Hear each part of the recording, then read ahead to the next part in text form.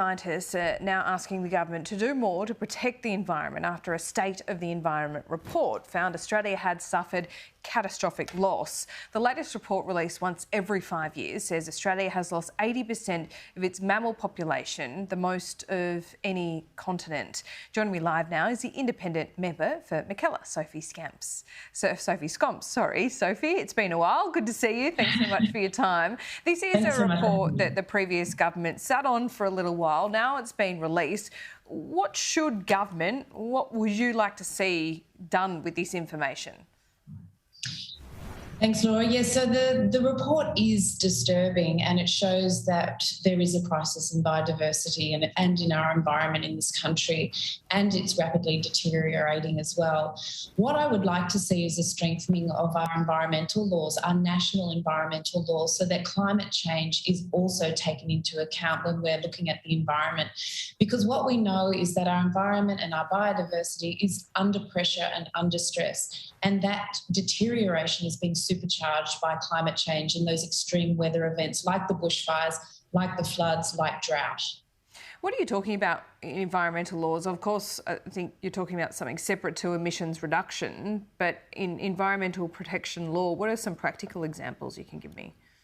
So we have an Environmental Protection and Biodiversity Conservation Act, and that is a national law, so that needs to be strengthened. So recently there was the Samuels review into that act and how efficient and effective it was, and it handed down a number of recommendations which have not been implemented, and they need to be implemented. And the number one thing, the absolutely crucial thing, is we know that climate change is what is supercharging this biodiversity loss and this crisis, so it must be taken into consideration in our environmental laws as well. When we look at whether, environmental protection laws, climate change has to be factored into those decisions. Okay, but I'm not really familiar with this review. So what were the top recommendations here? Does it come down to taking into account native species more when new buildings are being built? What are they? So the number one, the number one thing would be, as I've said before, starting to take account of climate change. So when decisions are made into whether we are clearing land, about feral species, that type of thing, about whether we're opening up new coal and gas mines, then we also not only need to look at the environmental, how it's going to affect the biodiversity of our plants, of our animals, all that type of thing, but we also need to take into account what effect these developments will have on increasing our carbon emissions and climate change. Because the overall, what we're trying to achieve with protecting our environment is also keeping our global temperature rise to 1.5 degrees, because we know that will keep those severe weather events at a more controllable level. We don't want temperature rise to get out of control, so that we have that we have weather events, extreme weather events that are so frequent and so intense that we're not able to stop the deterioration of biodiversity loss. Climate change certainly is front and centre of this next parliament, but we also see an energy crisis. It's almost monthly at the moment. This time we're seeing a gas shortage in Victoria that's putting the energy grid under pressure, and it's going to last for the next couple of weeks. How do you propose governments, federal and state, balance up these two issues over the short term? Look, you're absolutely right. It is a very vexed issue, and this has come from years of neglect on our energy systems and not planning for the future. What our government can do now is respond, like you said, in the short term, as the government has done when AEMO stepped in. But we really need to plan for the future, and that means renewables. Renewable energy is the cheapest source. It's ready to roll out. It's ready to go. And we can be an exporter of renewable energies in so many different ways in our industries, green hydrogen, solar power, all that type of thing. But there's so many opportunities for Australia, and we need to make sure that we have control of our own energy sources, and that means not relying on overseas imports of gas as well. You're right. It is a vexed issue right at the moment. I mean, we're in the middle of winter. It's been a pretty chilly one and wet one in Sydney. What do you say to the pensioners in your electorate that can't afford to turn on their heater, that are really looking at their energy bills and bracing for a bit of bill shock?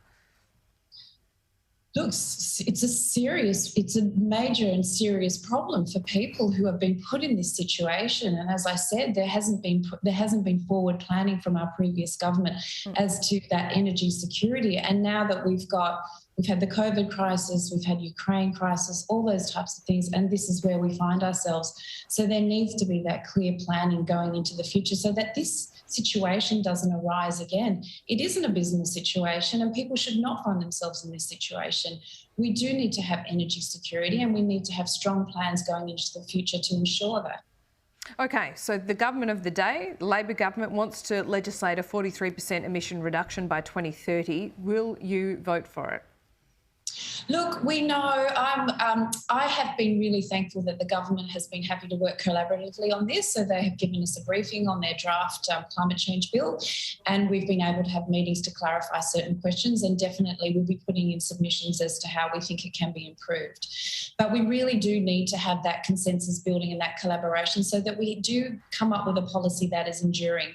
I would say that 43% we know is not enough to keep global temperature rise to 1.5 degrees. So there does need to be a mechanism within this draft bill where we can ratchet up that target. And is that mechanism there on your read of this legislation? This legislation is tied to the Paris Agreement, so that ratcheting up is part of the Paris Agreement, but we would like to see that as more explicit within this bill as well. Why is that necessary? Because, I mean, the Greens say they see it as a ceiling, not a floor. Are you of that view? Look, I think that they're still designing the bill as we go forward and they're taking suggestions and recommendations. So we'll see what comes out of all of this process. But we do need to have a mechanism where we can review the targets every 5 years and that if it is necessary, we can ratchet up so that we can meet those targets. Okay. Overall, the aim is that we try and keep that global temperature rise so that we can have a livable future. So how do you differ from the Greens at this point on this particular piece of legislation? Well, I'm working collaboratively with the government. We've got certain suggestions, particularly around the independence of the Climate Change Authority. We know that if we want to be able to trust that authority and we want it to be science-based, then those appointments do need to be independent. We need an independent board that is working on the science and not politically driven. That does sound very similar to what we heard from Adam Bandt on Sunday. Is it fair to say that you are a bit closer to the Greens' position than Labor at the moment? I'm working with Labor on this. They're the ones that have got the draft bill. I have heard bits and pieces of what the Greens are saying and definitely will collaborate and listen to them as well because, as I said, we need to work across the political spectrum from everyone, from Greens to the Nationals to Labor, Liberal, everyone. We need to build a policy which is enduring, and that means building consensus as well. Is your red line no new coal and gas? I don't have a red line. I think what we need to do going forward is to act on the science, and if the science is telling us something, then we need to be responding to that. Okay, Sophie Scamps, see you in Canberra. Thanks so much.